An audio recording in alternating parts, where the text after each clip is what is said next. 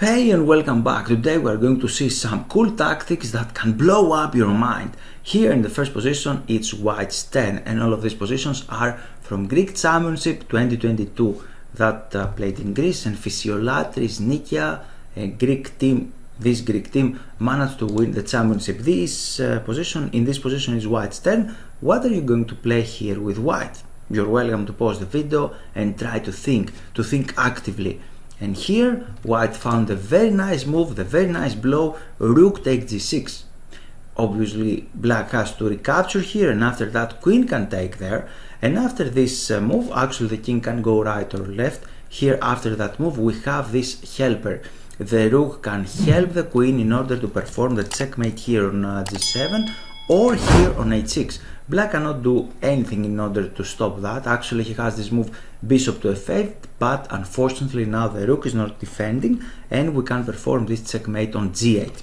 This one variation actually. The other variation is to go on f8, and here again we have the key move, and this is Rook to g1. This time we are threatening checkmate there because the bishop has negative role, controlling some squares, some escaping squares for the king, and after this, for example, we can give a check, and now we can perform this checkmate because the pawn is helping and the king cannot escape from these two squares. This was the first position, and now let's jump to the second. Here's the second position and it's White's 10. Avramidou Anastasia is with white pieces and Kubica with black. Here White found a very nice way to continue the game, to continue the attack actually. What are you going to play? And here Anastasia captures here on f6, bishop recaptures, and here comes the nice move, the cool move, and this is Rook takes f6 because he's forcing Black to recapture, and he has to recapture with the pawn actually. And after pawn recapture, here we can see the structure is completely damaged, and now we have the next move, the next forcing move, bishop takes on e6, and here during the game he didn't touch that bishop because the queen can land on g6. And after here and here we can repeat the position, but White don't aiming to repeating the position to claim the draw, but he has something else in mind. He would like another piece in order to perform the checkmate here actually.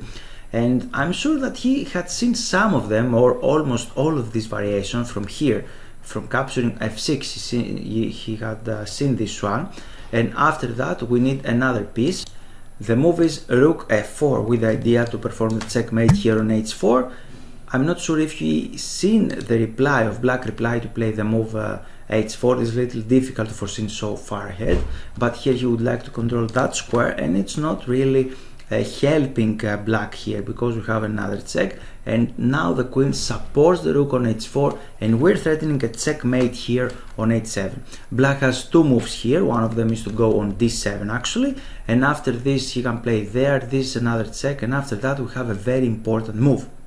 This is King takes first of all, and after this we can take with the Rook. So White is winning, he's threatening the bishop and everything is winning here. The other variation is to go on e7 actually, but again we have the same line, almost the same line, and here because the Queen is on e7 we can take with a check, and after this we cannot really give this curing to capture the bishop because after this he can play the Rook on f7, he can escape. We can play something like that, simple as that, and now White is completely winning in this position.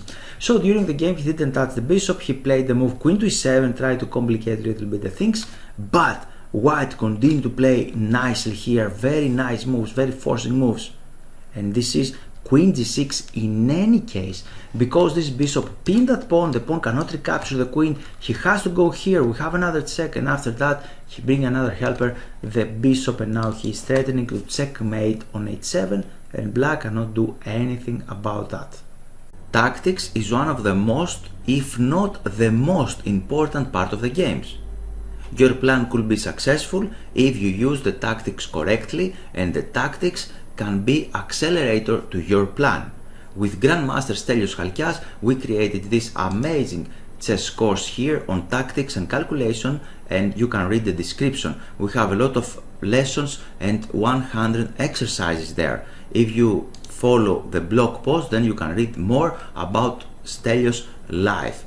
You are welcome to click the link below the video and learn more. I have two cool more examples for you, and this is it. Here White has Nice position actually, nice position because we have the isolated pawn and black managed to block it very, very well. And here black played this move h6. Both of these players have 2100 and above. They are very strong players actually. And now we have h6, bishop went back, and now we have g5. Black dared to play that move, g5, kick away the bishop and maybe start to counter-attacking because he would like to free his pieces. This is the idea. And now I'm going to announce what white would like to play, what he's intending to play. He's intending to play knight takes g5 and after that to attack. What do you think? It's good strategy or not? Good decision? Actually, it's not good decision because it happened during the game, and after that he recaptured with the bishop and he's hoping to create some attack against the enemy king, but unfortunately he cannot do it because black played this calm move king to g7, controlling everything. The king and queen overprotect the knight, so after queen f3 for example, he's not threatening to take there. The queen cannot go on g3 afterwards because the bishop is there. She cannot go on g4 because the other bishop or the knight controlling that square, so he cannot really create threats there, real threats. And black can play something calm like rook to h8 and now he starts counter-attacking because this pawn is under attack, he's coordinated his pieces, the knight is jamming here and white's attack is over. But white player may have in mind to play this move f4. And here I'd like to mention something else actually. After that he played this their decision to capture the knight, bring all the bridges actually. It takes a huge risks like that, and sometimes we might do these things because it was a team championship and other players played in the same team. Maybe he was forced, I don't know the situation of the team, but maybe he was forced from his teammates to play for the win. Maybe someone else is losing or he had a bad position, for that reason he felt obliged to do something. But this is a very risky actually moment and it's not very good because black managed to defend very, very easily. After that his idea actually is to play something like rook f3, rook to g3, try to do something against the king, but unfortunately don't have time. Black played very naturally, very nicely. He played queen b6 check, attacking the king, and after that the knight is free, the knight jumped forward and now he started creating threats. And white cannot do anything about that because now he's threatening this one. He played there to stop it. Now the rook is here attacking h2 because we have the knight and rook, and white has to defend. If you have to defend in such positions, something went wrong. And after that he's going to lose the bishop actually because it cannot go anywhere. He captured the pawn, captured the bishop, we have a check here, and unfortunately for white everything is covered.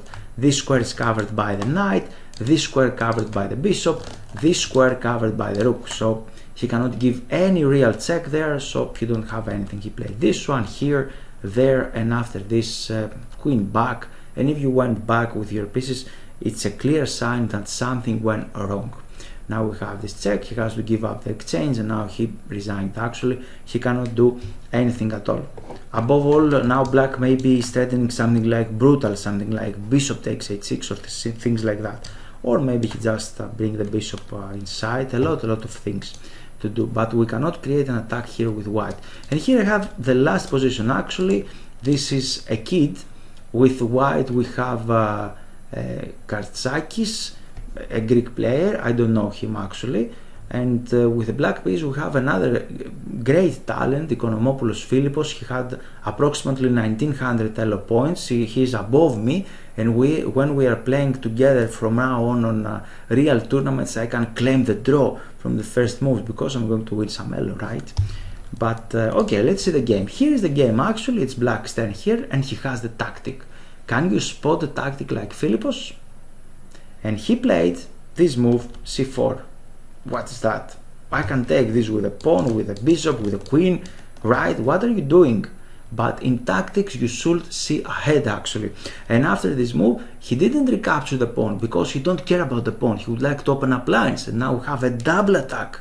Yep, queen to b6, it's a double attack against the king and the bishop. He is going to lose material because after this he can take the bishop.